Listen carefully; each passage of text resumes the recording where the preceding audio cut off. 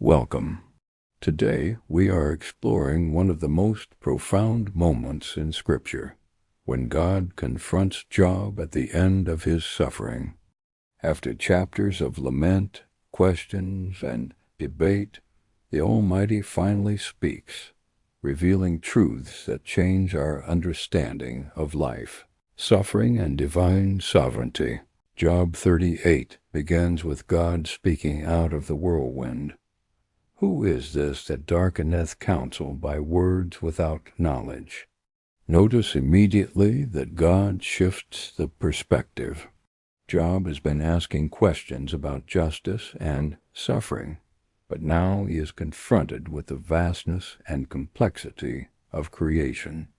The point is clear: human understanding is limited, and God's wisdom is infinite.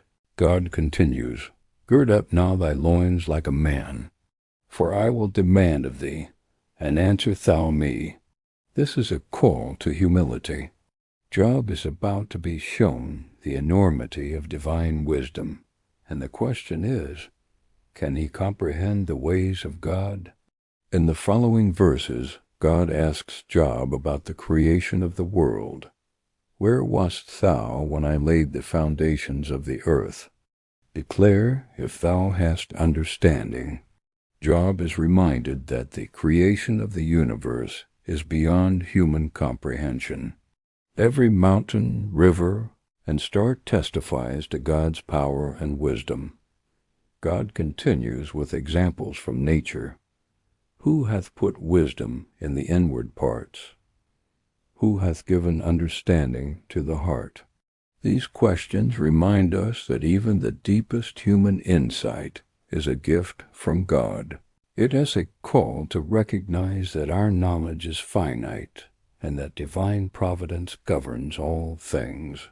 Then God speaks of the boundaries of the sea, the paths of the clouds, and the storehouses of snow and hail. Each example emphasizes order and precision in the universe. Job's suffering, while intensely personal, is part of a world that operates under God's sovereign control. The message is profound. There is order, purpose, and wisdom beyond our perception. God also points to the animal kingdom. Canst thou bind the sweet influences of Pleiades or loose the bands of Orion? Canst thou bring forth Mazzaroth in his season? He is reminding Job and us of the complexity of creation and the role of divine authority in sustaining it. From the stars to the constellations to the natural rhythms of life, God's wisdom is everywhere. As God continues, he highlights the creatures of the earth: lions, ravens, mountain goats, and the wild ox.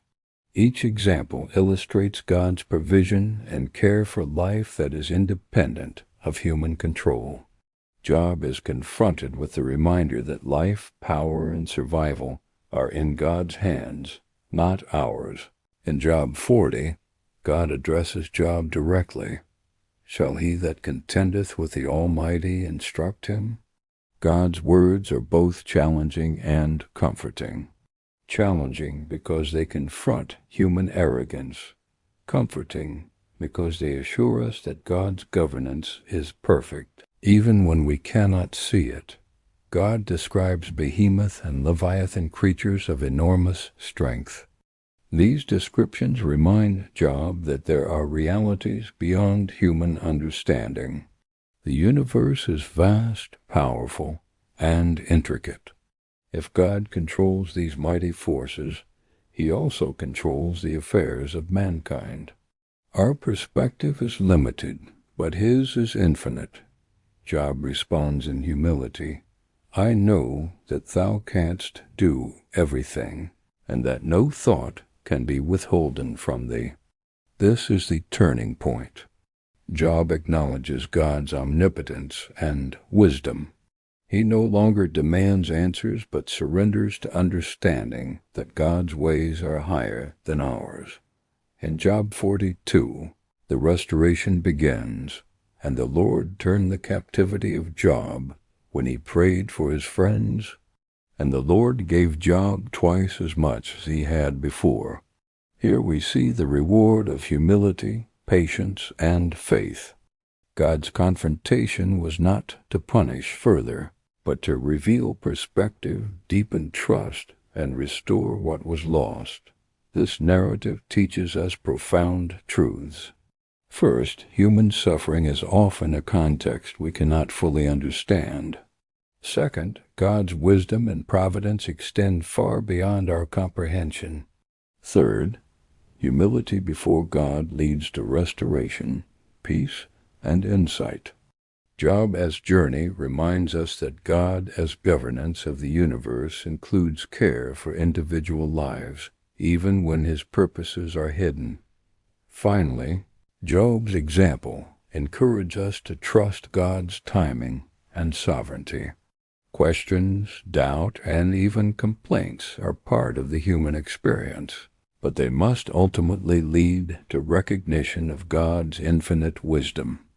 Our understanding is limited. God's plan is perfect. As we reflect on Job, we are reminded to approach God with humility, faith, and reverence. We may not always understand suffering, but we can trust the one who holds the cosmos and our lives in his hands.